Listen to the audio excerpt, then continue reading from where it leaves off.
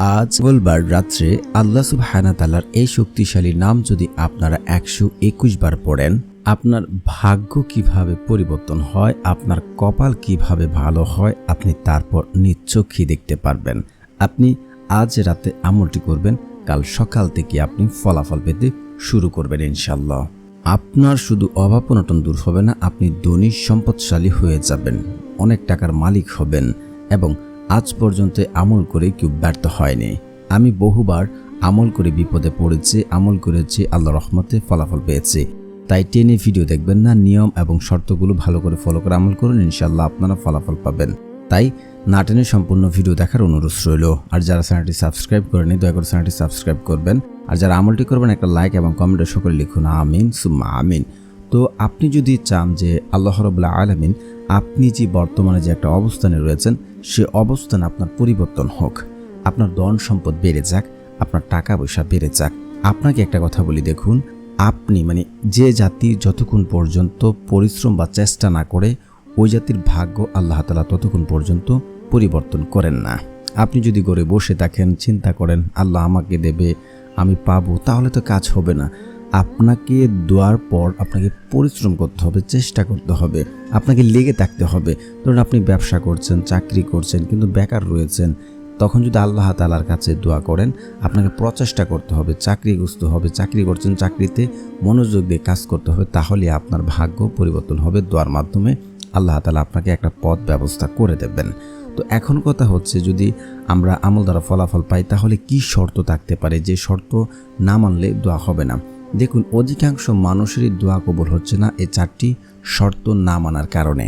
এক হচ্ছে, যে ব্যক্তি আপনার হারাম খাবার খাবে ওই ব্যক্তির দোয়া আল্লাহ তাআলা কবুল করেন না, কারণ হারাম দ্বারা গঠিত শরীর জান্নাতে প্রবেশ করে না।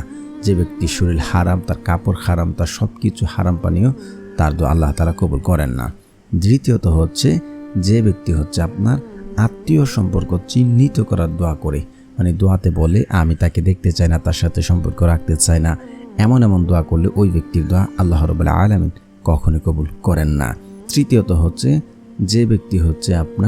যে ব্যক্তি পিতামাতার অবাধ্য সন্তান, তার দোয়া কবুল করা হয় না। সর্বশেষ হচ্ছে, যে ব্যক্তি তাড়াহুড়া করে তার দোয়া কবুল করা হয় না। তো এই 4টি শর্ত মেনে যদি আপনারা আমল করতে পারেন, আল্লাহর কসম করে বলছি আপনার দোয়া কবুল হবে। তো এখন কথা হচ্ছে, তাহলে আমলটা কিভাবে করব? আমলটি করার জন্য সর্বপ্রথম আপনার উত্তম রূপে ওযু করবেন।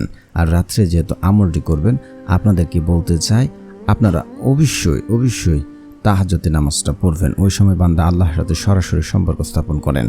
তাহাজ্জুদের নামাজ পড়ে আপনারা ইস্তিগফার পড়বেন 21 বার, আস্তাগফিরুল্লাহ আস্তাগফিরুল্লাহ আস্তাগফিরুল্লাহ। তারপরে আপনার রাসূল সাল্লাল্লাহু আলাইহি ওয়াসাল্লামের উপরে দুরূদ পড়তে হবে, কারণ দুরূদ না পড়লে আপনার দোয়া আসমানে গিয়ে ঝুলন্ত অবস্থায় থাকবে, দোয়া কবুল হবে না। তো যারা পারেন না আপনারা দুরূদ ইব্রাহিম, যারা পারেন না আপনারা ছোট্ট দুরূদটা পড়ে নেবেন, সাল্লাল্লাহু আলাইহি ওয়াসাল্লাম সাল্লাল্লাহু আলাইহি ওয়াসাল্লাম সাল্লাল্লাহু আলাইহি ওয়াসাল্লাম। তারপরে আপনারা আল্লাহ তাআলার এই শক্তিশালী নাম পড়ে নেবেন। আল্লাহ তাআলার সেই শক্তিশালী নামটি হচ্ছে ইয়া বাসিতু ইয়া বাসিতু ইয়া বাসিতু। তারপর 2 হাত তুলে কায়ে মনোবাক্যে কান্নাকাটি করে 2 চোখের পানি ফেলে দোয়া করুন।